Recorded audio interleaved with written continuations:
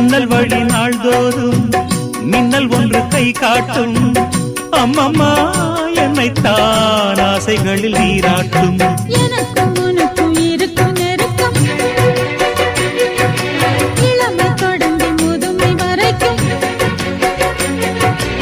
இரவும் பகலும் உறவை வளர்க்கும் இடையில் இருக்கும் தடையை தகர்க்கும்.